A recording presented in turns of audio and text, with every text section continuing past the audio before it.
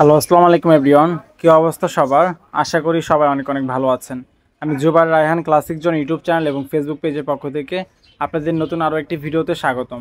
আজকের এই ভিডিওতে জানানোর চেষ্টা করব আজকের বাংলাদেশে যে 3টা ভিএফএস গ্লোবাল রয়েছে সেগুলো থেকে কতগুলো ইতালি ভিসা ডেলিভারি করা হয়েছে এবং টোটাল কতগুলো ইতালি ভিসা হয়েছে সেই বিষয়গুলো তুলে ধরার চেষ্টা করব। এবং এর পাশাপাশি আজকে টোটাল কী পরিমাণ পাসপোর্ট জমা নিয়েছে সেই তথ্যগুলো জানানোর চেষ্টা করব। তো সবাইকে অনুরোধ করব ধৈর্য ধরে সম্পূর্ণ ভিডিওটা দেখবেন। আশা করি আপনারা সম্পূর্ণ বিষয়গুলো জানতে পারবেন। তো চলুন বেশি কথা না বাড়িয়ে ভিডিওর মূল আলোচনায় চলে যাই। আপনারা জানেন বাংলাদেশ ইতালি ভিসা প্রসেসিং করার জন্য ভিএফএস গ্লোবালের 3টা শাখা রয়েছে। এর মধ্যে Dhaka VFS global, Sylhet VFS global এবং চট্টগ্রাম ভিএফএস গ্লোবাল। তো আমরা ফার্স্টে ঢাকা ভিএফএস গ্লোবাল থেকে শুরু করব, কারণ ঢাকা ভিএফএস গ্লোবালে কিন্তু সবাই পাসপোর্ট জমা করে থাকেন বেশিরভাগ।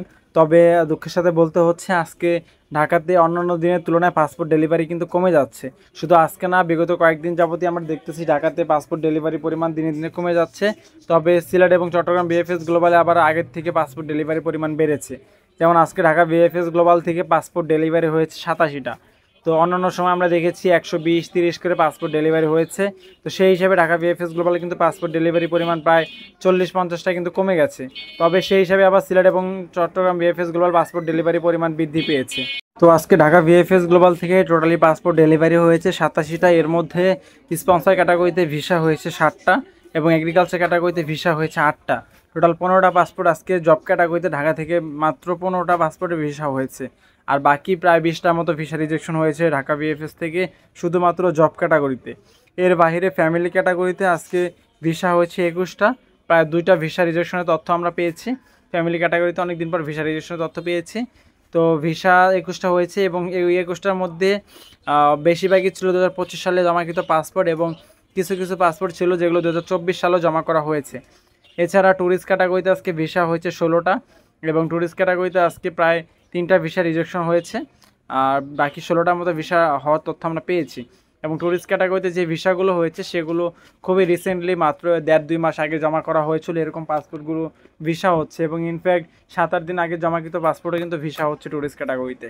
এছাড়া স্টুডেন্ট ক্যাটাগরিতে আজকে 10টি পাসপোর্টে ভিসা হয়েছে, যেগুলো সবগুলো 2025 সালে জমা করা হয়েছিল। তো এই ছিল মূলত পাসপোর্টের ভিসা হওয়ার তথ্য বা ইনফরমেশন। প্রায় হচ্ছে আজকে সব মিলিয়ে দেখা যাচ্ছে প্রায় 62 থেকে 63টার মতো ভিসা আজকে হয়েছে।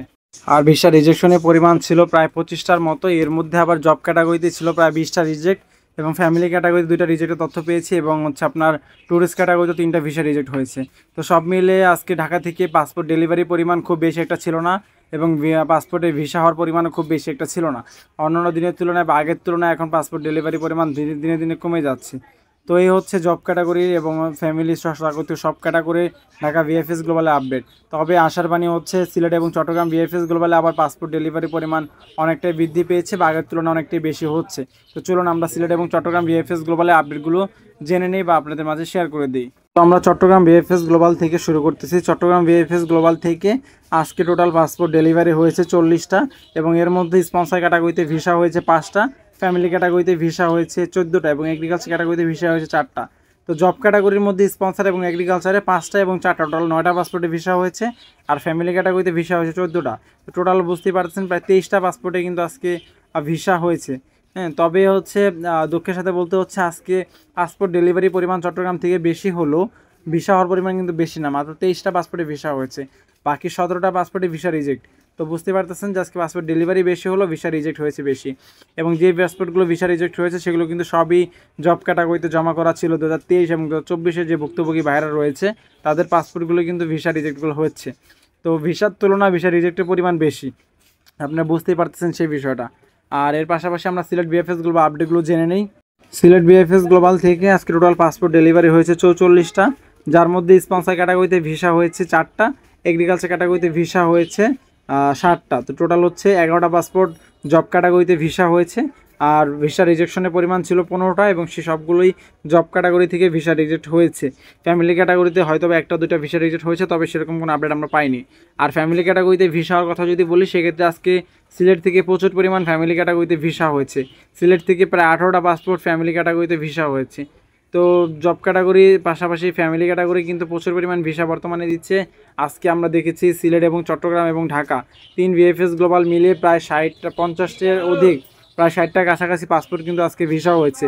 তো বুঝতে পারতেছেন বর্তমানে ইতালি ভিসা যে পরিমাণ হচ্ছে তার ম্যাক্সিমাম ভিসাই হয়ে যাচ্ছে জব ক্যাটাগরি ফ্যামিলি ক্যাটাগরি এবং ট্যুরিস্ট ক্যাটাগরিতে। জব ক্যাটাগরিতে ভিসা হওয়ার পরিমাণ খুব সীমিত। তো ভিউয়ার্স, এই ছিল মূলত আজকের আপডেট। আজকে কী পরিমাণ ভিসা হয়েছে এবং কী পরিমাণ ভিসা রিজেক্ট হয়েছে এবং কোন কোন ক্যাটাগরিতে ভিসাগুলো হয়েছে সেই বিষয়গুলো আজকের এই ভিডিওতে তুলে ধরার চেষ্টা করেছি। তো ধন্যবাদ সবাইকে ধৈর্য ধরে সম্পূর্ণ ভিডিওটা দেখার জন্য। যারা এই পর্যন্ত ভিডিওটা দেখেছেন অবশ্যই ভিডিওতে লাইক করে দিবেন এবং চ্যানেলটি সাবস্ক্রাইব করে রাখবেন। আসসালামু আলাইকুম।